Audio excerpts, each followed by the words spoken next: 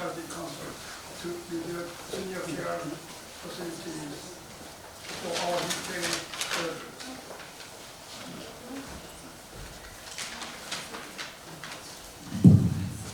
Thank you, Nathan. My name is John Kanai, President of KSCA'S Senior Care and Advocacy. ようこそ高齢者を守る会の高齢者を守る会が主催する日系高齢者施設再建のための、医療セミナーとチャリティーコンサートにお越しくださりありがとうございます。私高齢者を守る会の会長を務める金井と申します。よろしくお願いいたします。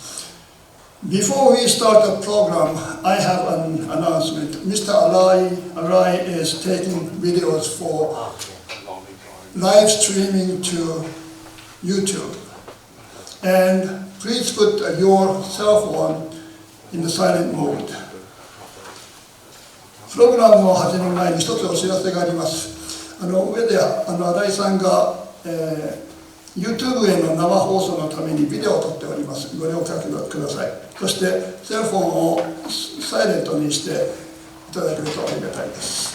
Now let's start the program. The first program is medical seminar by Dr. Nihara. He is going to talk about care of elderly. では始めましょう。まずはドクター・ニーハラの医療セミナーです。お年寄りのケアというタイトルでお話しくださいます。Please welcome Dr. Nihara.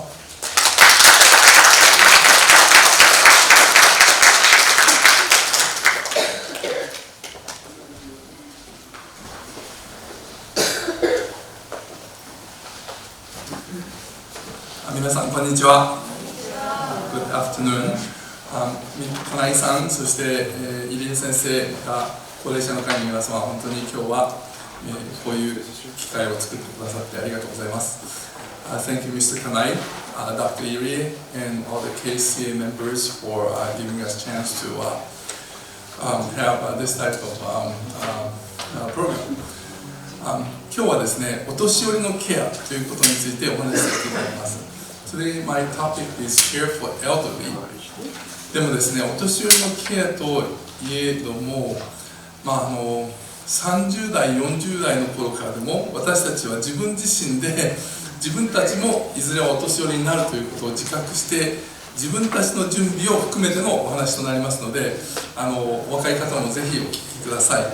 So today's talk is about care for elderly, but as you know, we all get old. Even if you're 10 years old, you're going to get old. I feel like I was 10 years old just a few days ago, but I'm already 60. I'm 2 more years, I'm Medicare. So, everybody gets old. And, when you get to 60s, you say, oh, I should have prepared this, I should have done this. So, today's talk is not just about caring for elderly that you might be caring for, but about yourself if you're a young person here, even if you're in 30s or 40s. So, let's start. Yeah, see, one of the problems that I have is that I can't see very far, so I have to keep turning around. I should have used a bigger font. ですね、お年寄りの3大、心配事というんですか、いつもですね、この中で考えていること、年を取ったら、これ心配事というんですか、悩み事というんでしょうか。どこを見てもですね、この3つがですね、お年寄りの一番大きな心配事と大抵の方は言っております。When we get old, elderly, what are the 3 major concerns? Look into many websites or different books. Usually they talk about these 3 things as their major concerns. They have many concerns, but these are 3 major topics. 経済的安定、健康でいること、また健康を害したとき、また健康をメインテインするためのケア。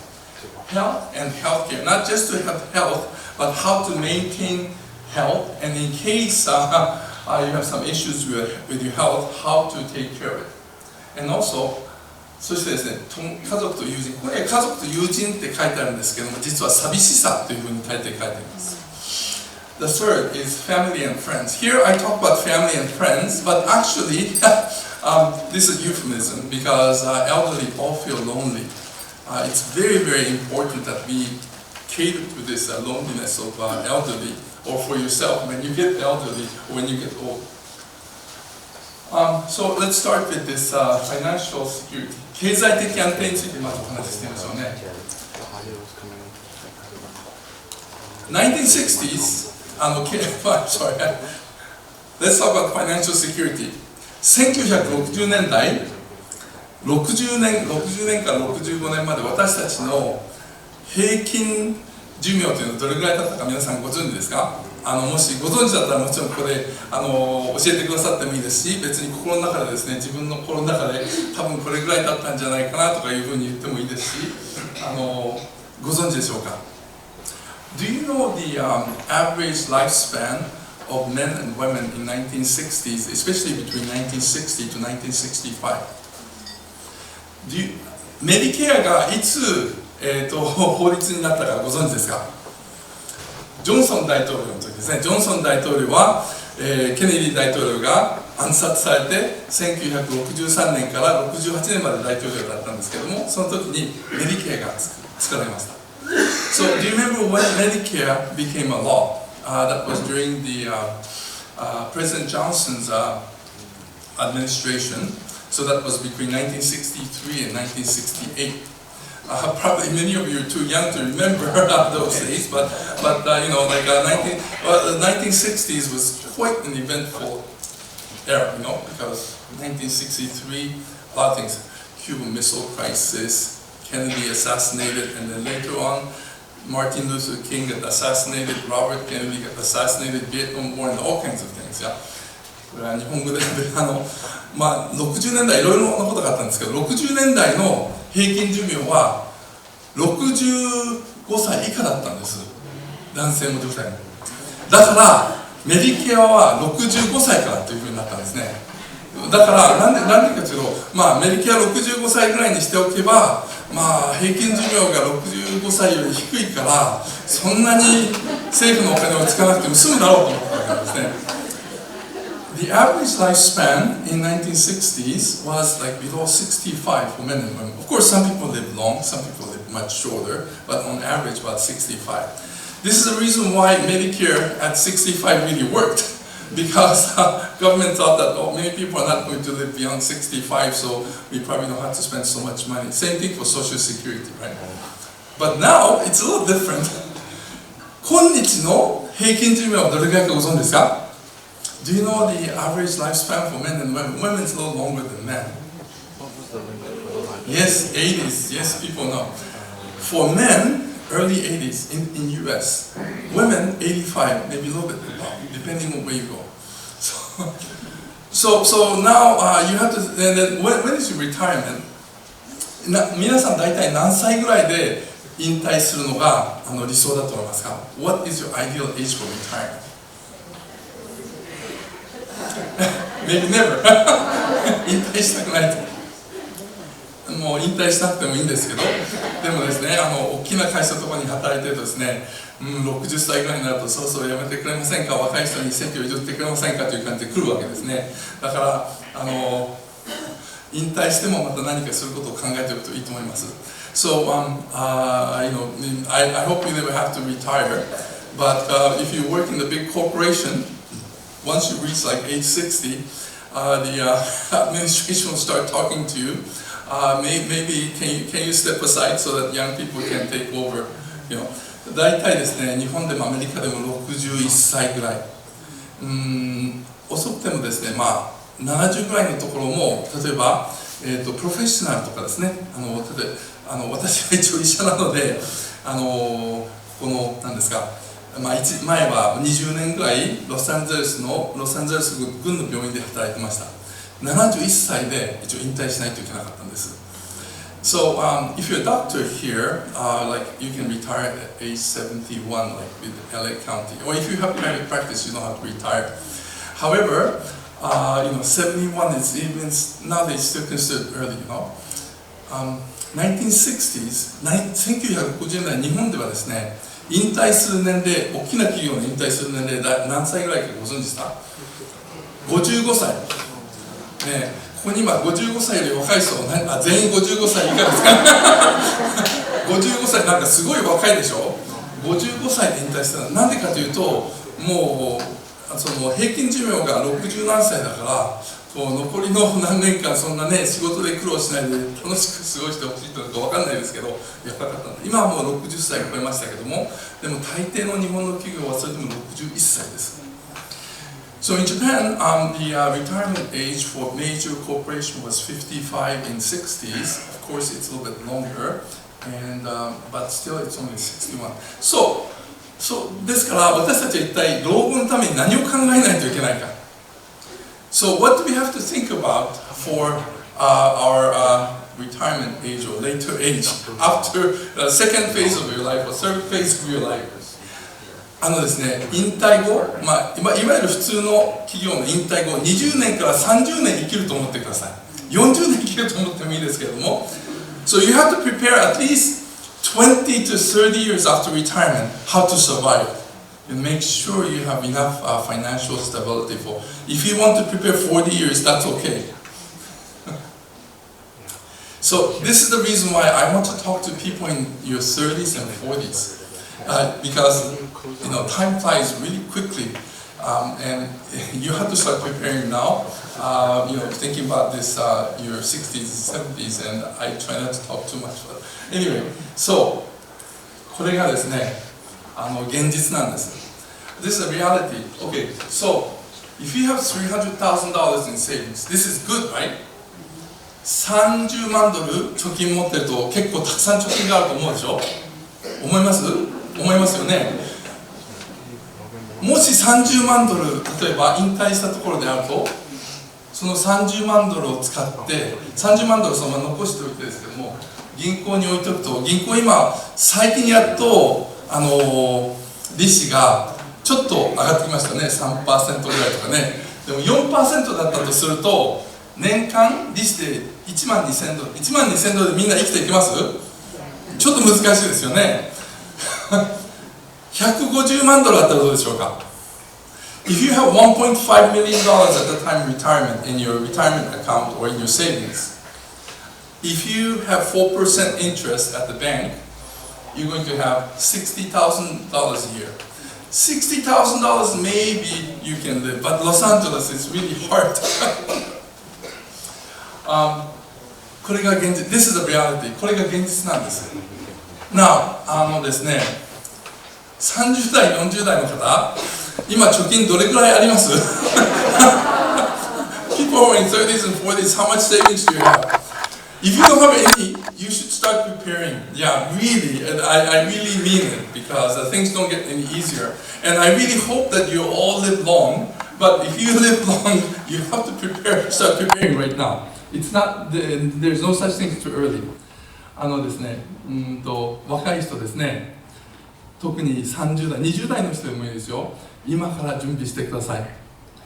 そしてこれは、私は子供から教会に行ってまして、聖書をよく読んでたんですね。それで聖書にですね、聖書っていうのは面白いもので、経済的なこと、それこそ医学的なこと、そして公衆衛生についても、またですね、文学についていろんなことが書いてあって、一つですね、聖書の中で見つけたことがあって、それを私今までずっとなんだかんだやってきたんですけど、そんなにたくさん溜まったとか言えないんですけど、でもね、やっぱりですね、その法則をずっと続けてたら、知らないうちになんかうまく溜まってるわけなんですね。決して私がそんなお金の人がそういうふうに思わないでくださいね。その法則をちょっと話しますね。ここには載せてないんですけど。So, I grew up as a Christian. In fact, I went to school of religion to study with the pastor, even though I went to medical school afterwards. So I read Bible since when I was young. And there was a principle in the Bible. Bible is very interesting because Bible talk about health, public health, finances, and economy, and also literature, and so many things. And there was one principle about finances and economy. So, このですね、法則を私、子供から半信半疑というか、やることがないし、これぐらいやっといた方がいいんじゃないかなと思って守ってきたんです。別にみんなにこうしなさいと言ってるわけじゃない。私がこうしてきたということだけをちょっとしてほしいだけなんで。私はその法則に従って自分のお小遣いや自分の給料の10分の1をまず教会に捧げました。聖書の10分の1を教会に戻す。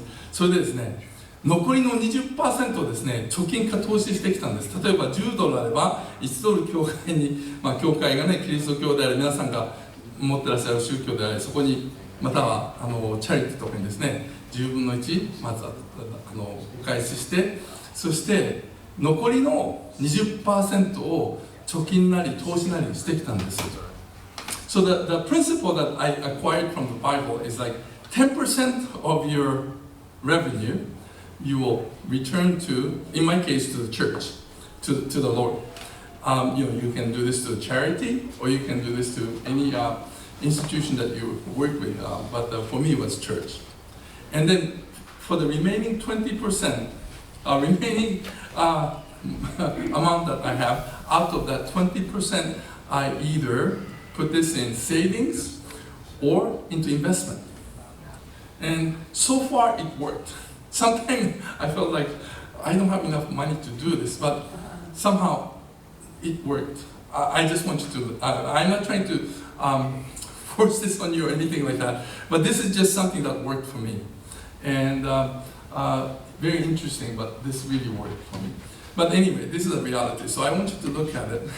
And we'll talk about how we can achieve this, because after retirement, if you retire at age 65 or even 70, you have to think about 20 more years. Are you going to rely on government and your children or your friends to feed you and house you and everything?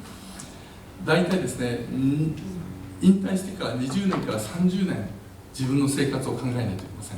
自分の家族や友達に食べさせてもらったりとか、1年2年ならいいのかもしれないですけど、20年30年となると出す方も大変かもしれないけど、こちらとしてはもらってるばかりでやっぱり生活が窮屈になりますよね。また友達に出してもらう、政府に任せるというのは一番危ないこと。政府に出してもらうのをぜひ取ってください。でも政府にだけ任せるというのは一番危ない方法かもしれません。So, yeah, I plan to finish my talk in half an hour, but I am talking much longer as expected, but I've tried to finish on time. Financial security, 経済的安定。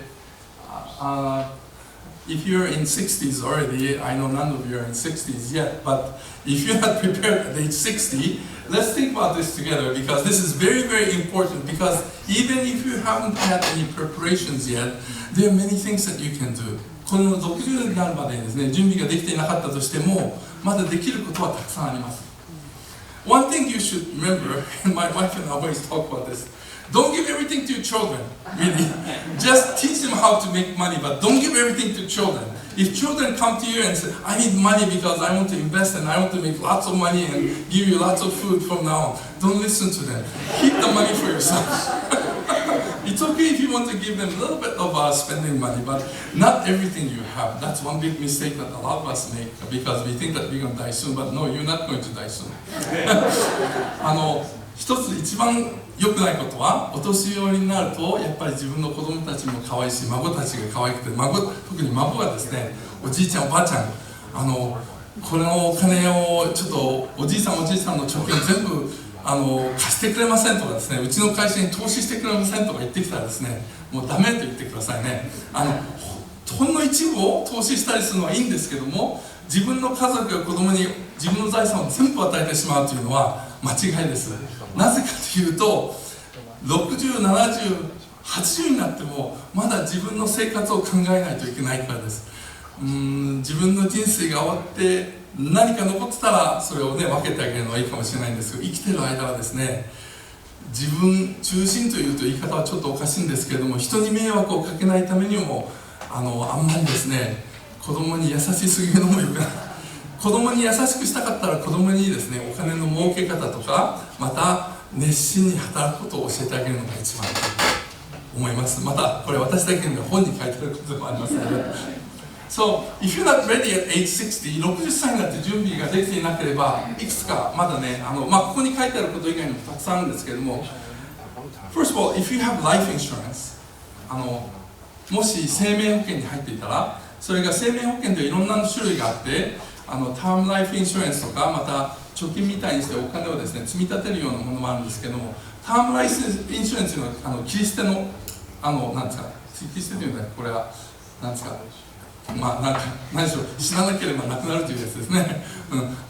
でもですね、それでもね、使えるんです。If you have term life insurance, or insurance that act like the savings, that's good because that becomes your savings. But if you have term life insurance, if you cancel the policy, or if you decide that you cannot pay the premium anymore, then it's just going to go away. All the money that you put for many years is going to go away. But there is something you can do about this. もしその掛け捨てですね、掛け捨ての生命保険を持っていて、例えば70歳になって子供たちはもう全部自立して、自分たちはもう別に自分が死んで子供たちが十分に自立できなかったことのためにと思って、もし生命保険を持っていたら、子供たちも自立して使うことがないんだから、そのタームライフインシュレンスをね、実はね、売ることができるんです。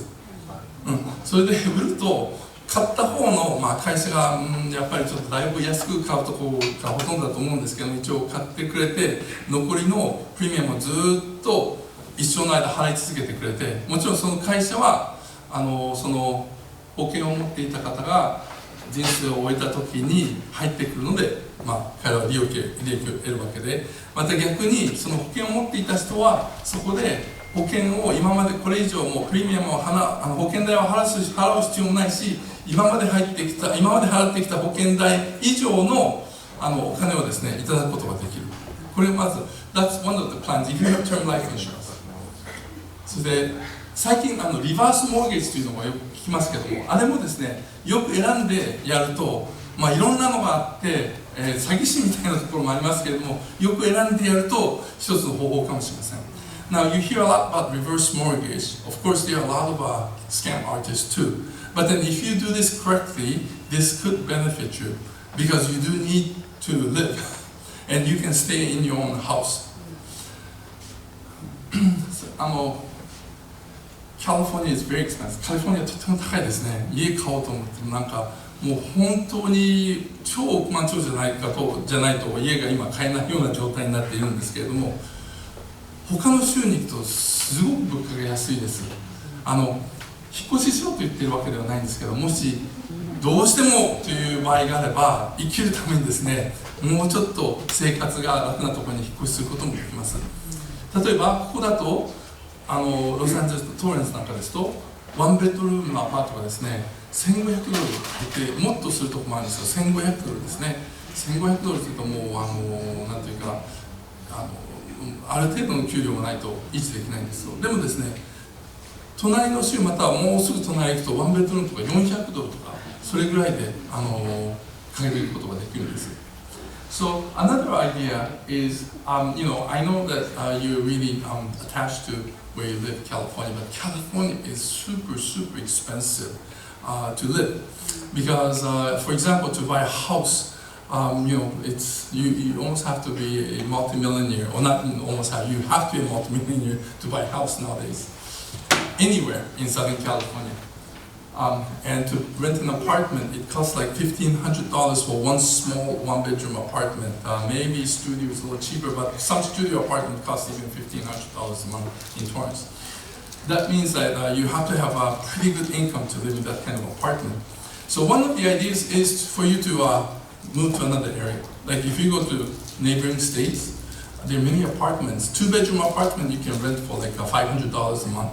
Really. And I lived in Ohio for 3 years, and the house that we lived in Ohio when I was an intern with my wife, and that's where our firstborn was born, 3-bedroom house, half an acre near the park, very nice area, cost us only, this is 1986, the price of the house was only $50,000. Yeah. At the time, Torrance average house price was $250,000. Torrance now, the average house price is like $1.5 million. I don't know, I haven't really checked, but I know everything's over $1 million. The same house that we used to live in Ohio, now it costs $80,000. So you can see this big difference, a discrepancy in, I mean, as an investment, it may not be great, but if you want to have something of your own, probably you can afford mortgage for $80,000 home, that's probably cheaper than renting an apartment here in Torrance. So these are some of the things that you can think about. Occasionally government can support too, but the thing that's important is for financial security, don't give up, just be very, very creative and ask questions. ですので、この経済的安定を得るために、皆様諦めないで、ここのカリフォルニアだとですね、もう本当に諦めがちになってしまうんですけども、諦めないで、まだいろいろな方法があるということを考えてみてください。Not just for yourself, but of course if you're caring for elderly, this is the same issue. So please think about this. 次は健康と健康のためのケア、主治医を選ぶ、保険を確保する、そして、体の調子を悪くしたとき、もうひどい病気になった時のそういう時にどうするかということを相談する。これとても大切なんです。So health and healthcare, first you have to choose a primary care doctor. That every doctor is a little different. Some doctors you can communicate really well, other doctors not so good, and not because doctors good or bad, but some doctors are just like you kind of doctors. So it's very important. And then also, it's a good thing that we have the Obamacare, and well, anyway, everybody can have insurance in this country now.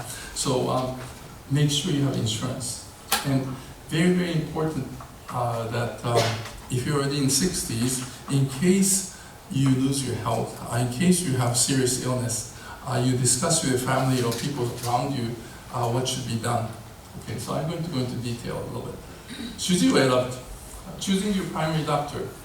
So 自分の納得するお医者さん、納得できる医療施設、お医者さんによってはですね、2、3回行ってみないとこのお医者さんとやっていけるかなというふうに思えるかどうかわからないんですけれども、お医者さんとやっていて、このお医者さんだとなんかいつも帰ってきて鬱になるばかりだとかですね、このお医者さんに行くとなんか何やってるのかわからないっていうことを、そういう気持ちがどんどん強くなるようにしたら、ぜひですね、別の主治医の先生をちょっと見てください。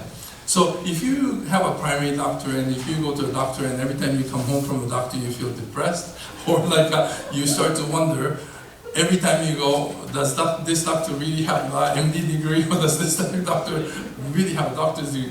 If you start to question like that, it's time to start looking for another primary doctor.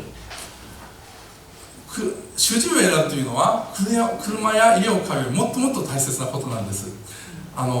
It's much more important to choose your primary doctor than to buy a car or house. どういうわけかですね、主治医はですね、保険会社がこのお医者さんいいですよと言われると、もうそのままそのお医者さんしか世の中にいないような感じで私たち受け入れてしまうんですけども、それではいけません。Yeah, nowadays insurance company tell you this is your primary doctor and we just accept it, like if there's no other doctor in the world. But that should not be that way. You need to take the initiative and you need to take control of this issue. Very, very important. And insurance company always give you options on the primary doctors. 保険会社はですね、どこの会社でも主治医を選べるようにしてあります。そう、主治医を選ぶために5つの大切なことですね。So the 5 tips for choosing primary care doctor. First, you have to know the network.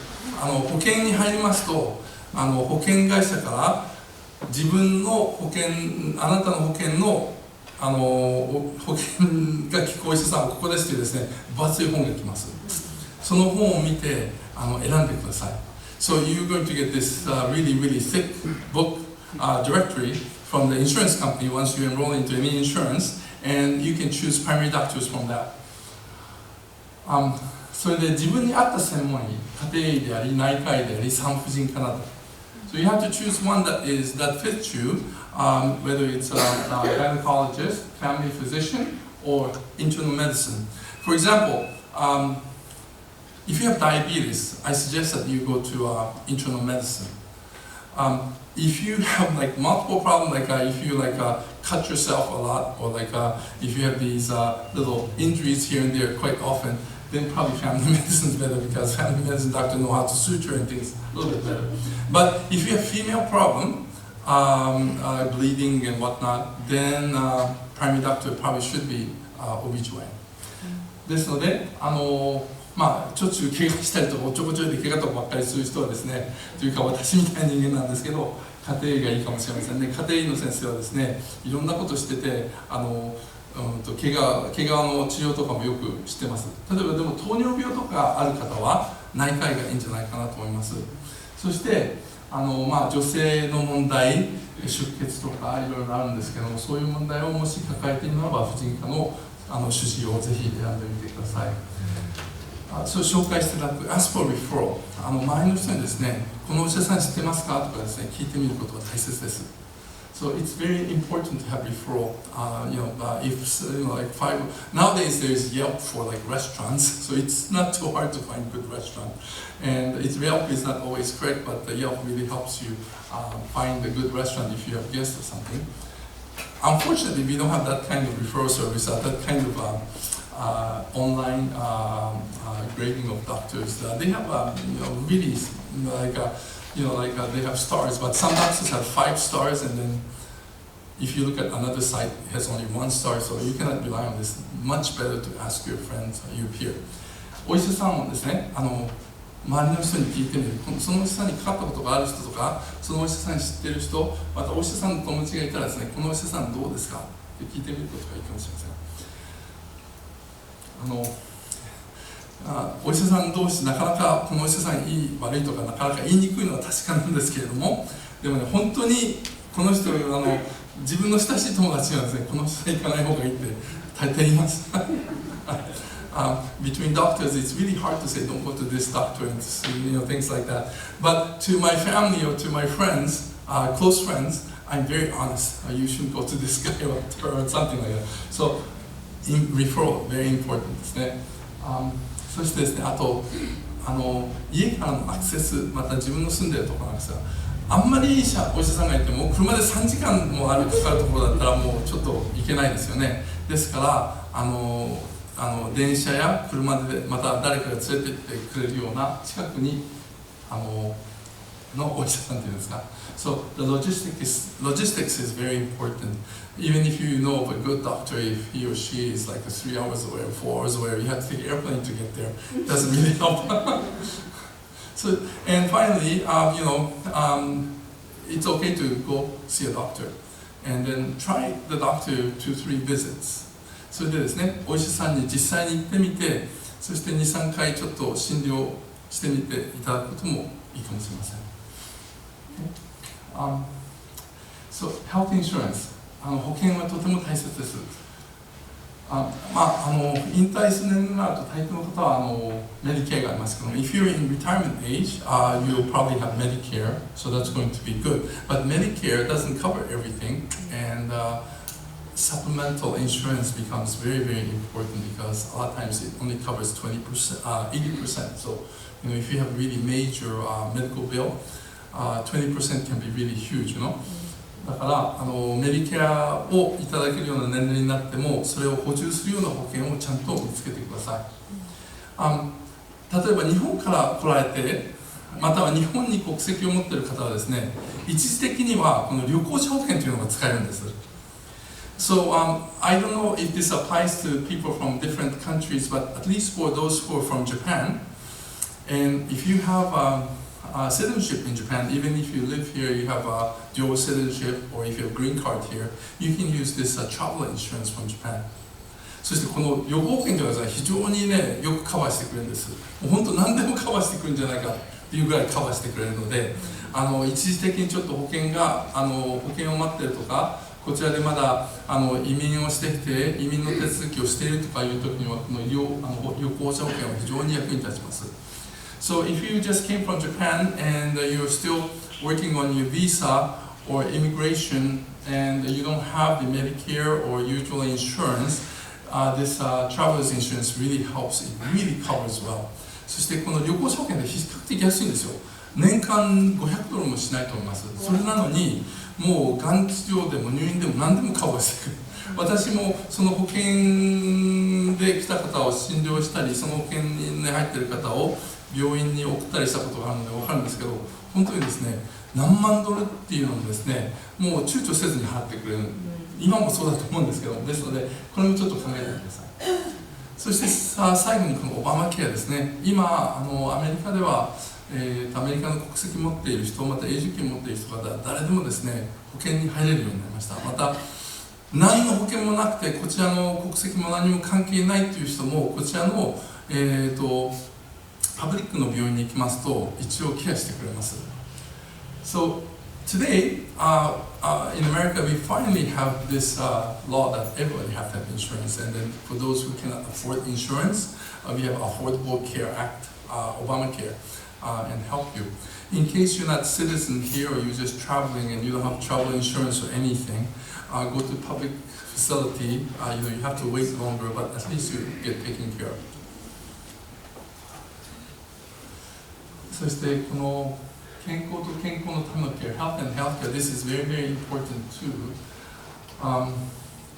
When we get to a certain age, never know what happens. You may get hit by a car, or you may have stroke, you may have heart attack, you may be you have some accident that put you in hospital ICU for like 3 months, and the medical bill can be humongous, and also you want to make sure somebody knows what to do in that situation, not just a doctor, but somebody who makes decisions. 私たちが大きな病気になった時とか事故に遭った時、自分では何もできなくなった時に自分のことを判断してくれる人、また自分のことを自分が受けるべきものを判断してもらえる方、また自分で先にですね、こういう時にこういうふうにしておいてくださいというふうにして準備することが大切です。このためにはまず委任状というのをですね、できればですね、一つ持っておくといいかもしれませんね。The power of attorney. If you think that you cannot make decisions for yourself, make sure you have power of attorney, or work with your attorney so that in case I am unable to decide for myself, in the event that I get to a situation where I cannot decide things for myself, I will give power of attorney to a certain person. このように委任状を持ってもし何かがあった時にはこの人に全てお任せするという委任状を先に書いておくこともいいかもしれません。例えば家族であるとか、もちろん結婚されている方だと大抵の場合はご主人だったり奥様だったりとかですね。それでそこにはどういうケアを受けるか、また例えばケアホームに入る、またはですね、最終的にどういう形で治療を受けたいか、特にもうなんですか、がんでの末期でその時に心肺停止になった時にどうするかなどということを先に話しておくと、余計なことをされずに、余計なことをされるとですね、本当にかえって苦しい目に遭うので、それを先に指示しておくと自分も周りの方も大変してくれます。So end of life care, so advanced planning, like if you stop breathing or your heart stops, do you want to be put on a machine or you want to be just left alone, especially if you have terminal condition and things like that. So it's really good to discuss this type of thing ahead of time. So 友達と家族と友人、family and friends, loneliness. Loneliness is a big problem.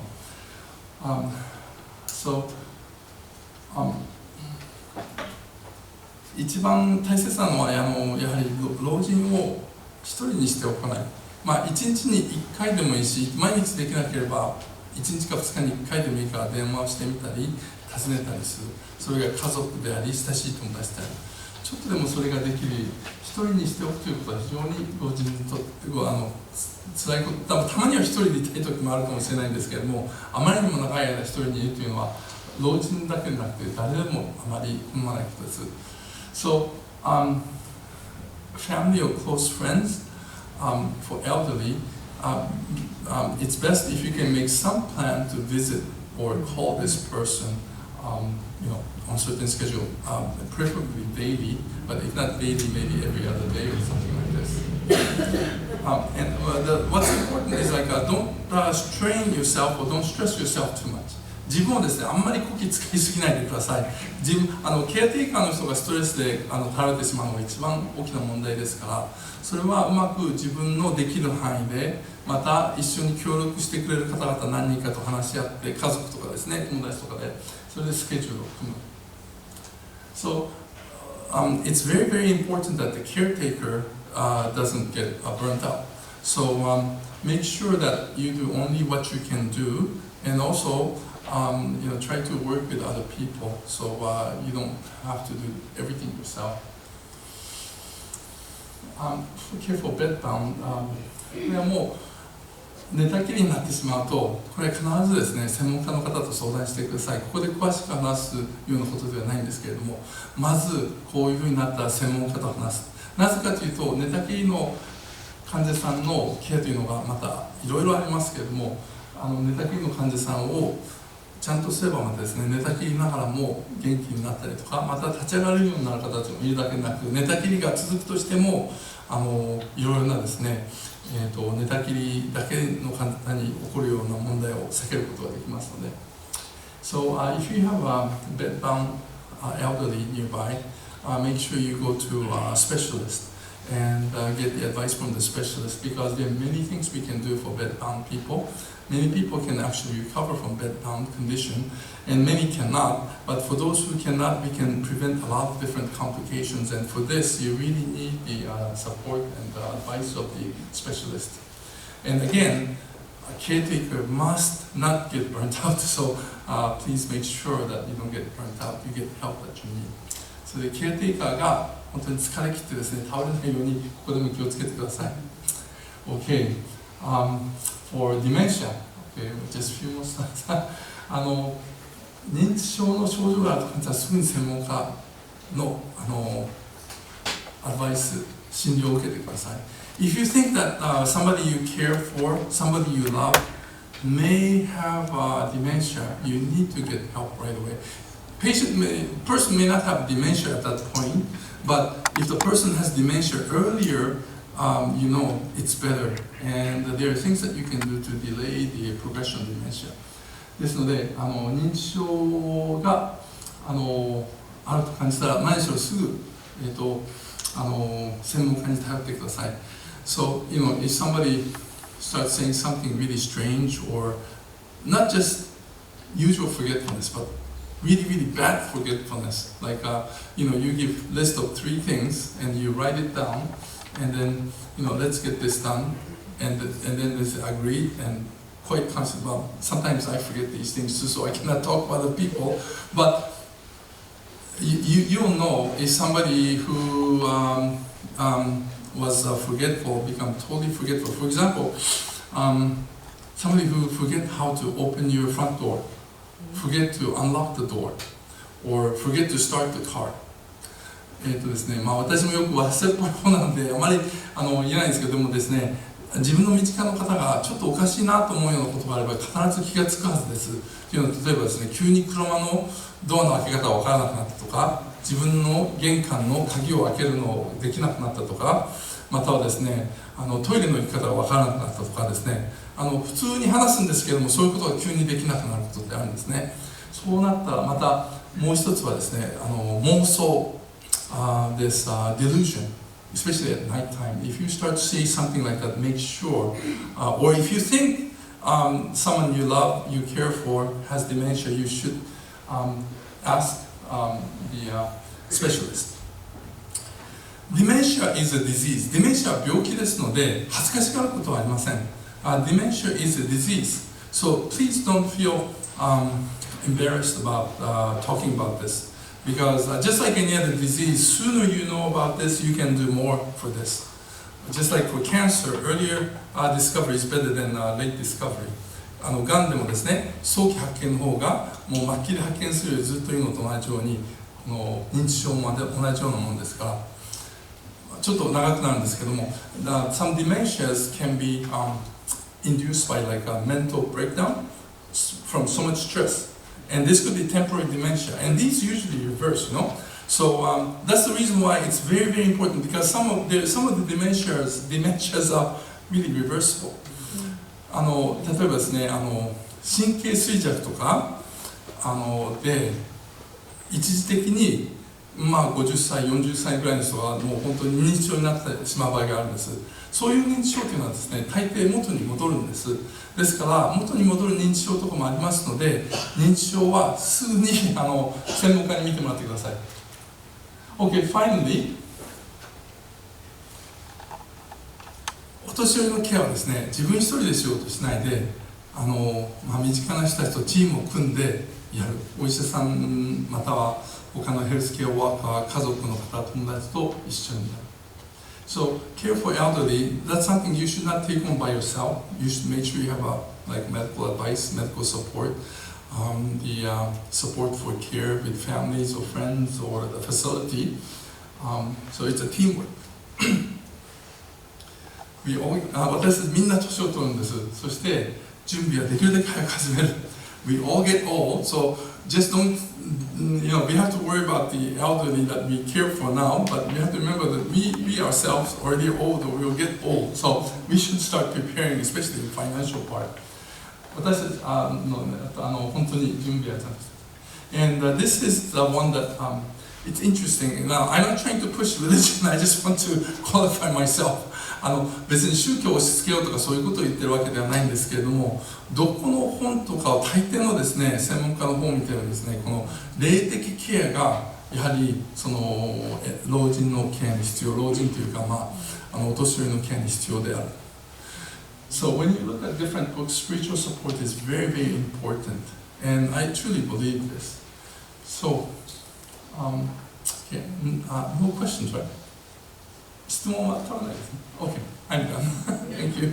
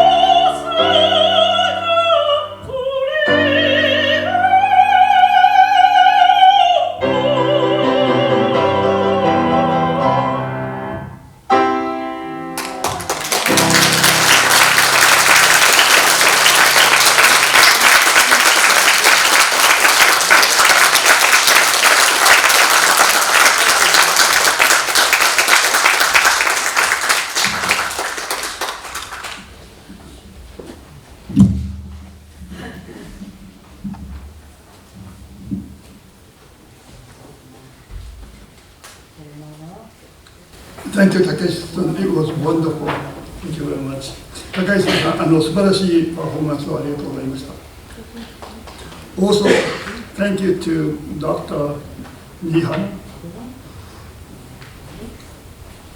In Japanese, we have a phrase, 天は二物を与えず means heaven doesn't give two blessings to one person.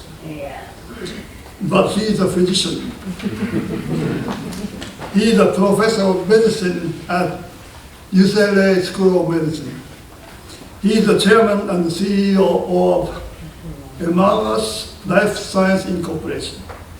He writes essays for Nikkan San, Japanese weekly magazine. He also published some books. And then he is a violinist. It's not fair.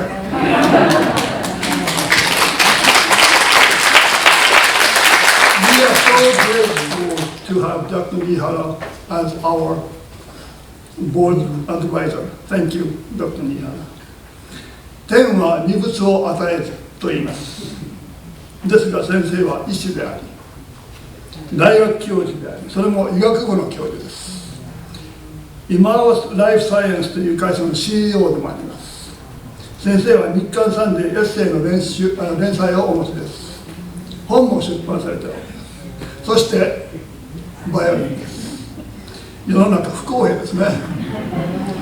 そのような方が我々高齢者を守る会議自体の相談役を務めてくださる光栄を思わずにはいられません。ありがとうございます。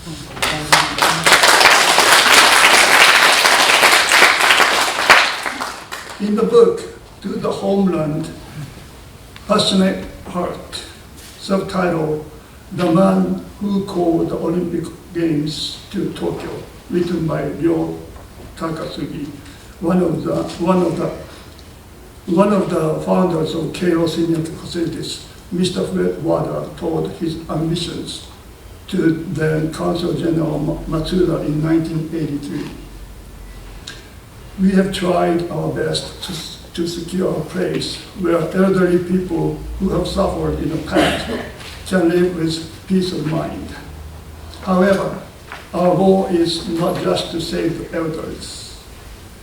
The senior care facilities are for third and fourth generations. I hear voices from younger generations saying that we have no time and spaces for taking care of our elders. So I say, don't worry about them.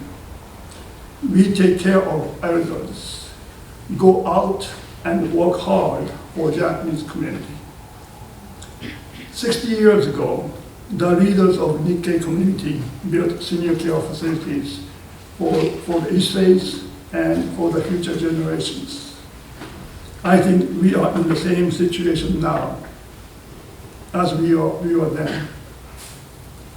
Unfortunately, in 2016, Nikkei community lost senior care facilities when KO sold the 4 facilities to a for-profit organization.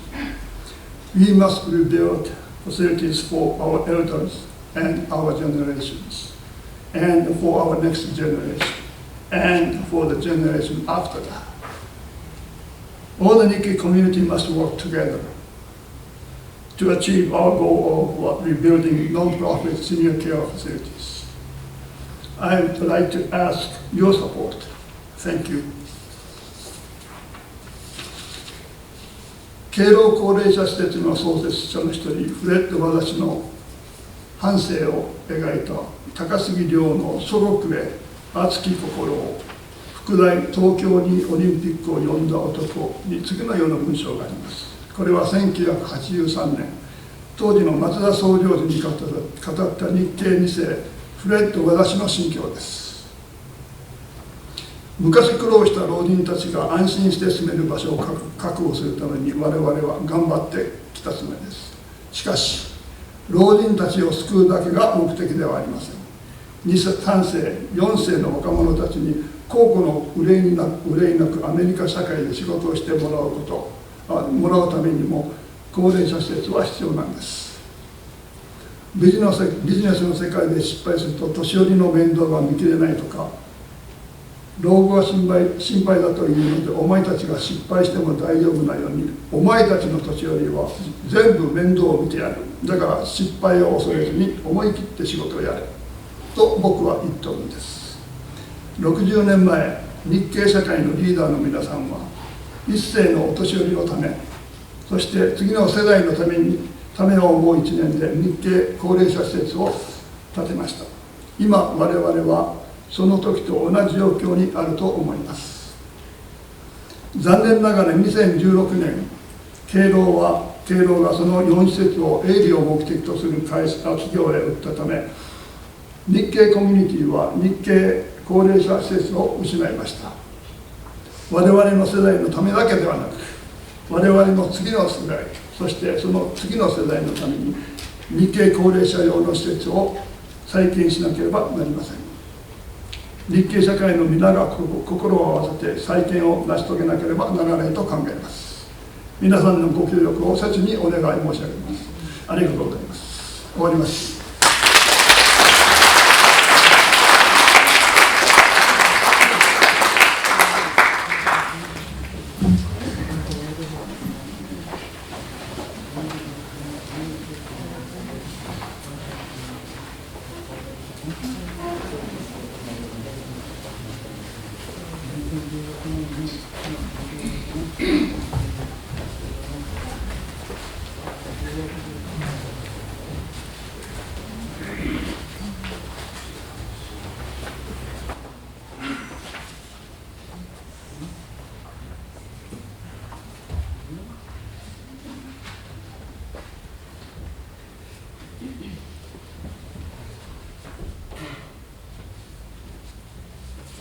会の終わりになりました。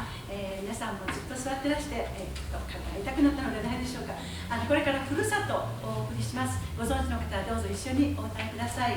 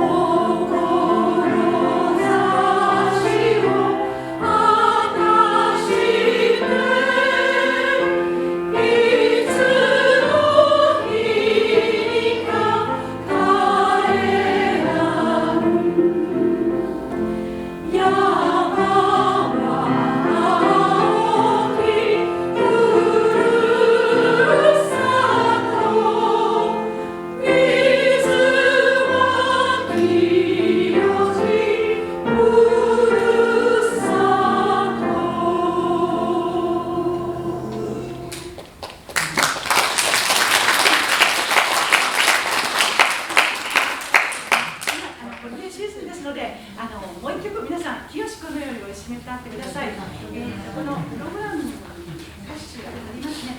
英語でも日本語でも構いませんので、一緒にお歌いください。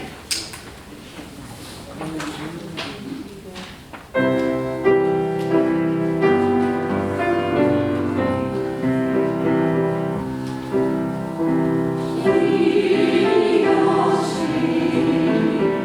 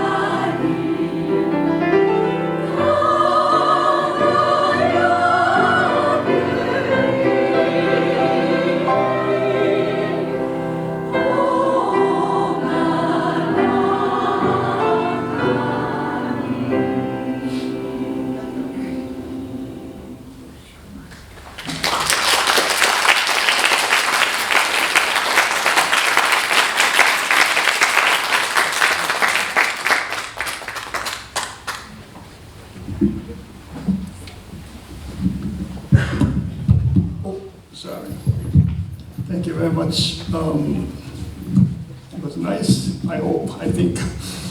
Suzuki-san here. We have a 2-flower arrangement arranged by Mrs. Suzuki. Yeah. Oh, please come over here. Arranged by Mrs. Suzuki. No, this flowers for Dr. Mihara and Takeshita-san here. So, Suzuki-san, please come over here. Please present it. Present it for them, please. I can't do that. Okay.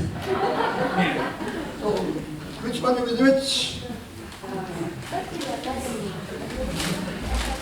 I need your help.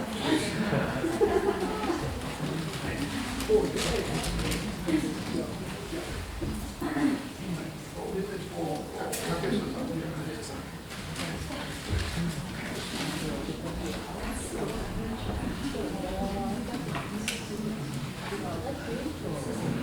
Dr. Mihara over here.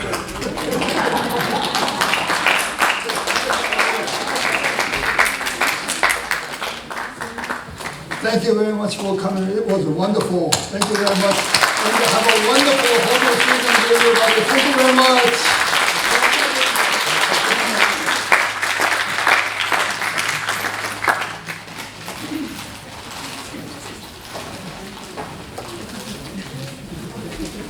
We have like 45 minutes, so you can feel free to talk to everybody over here. Thank you very much.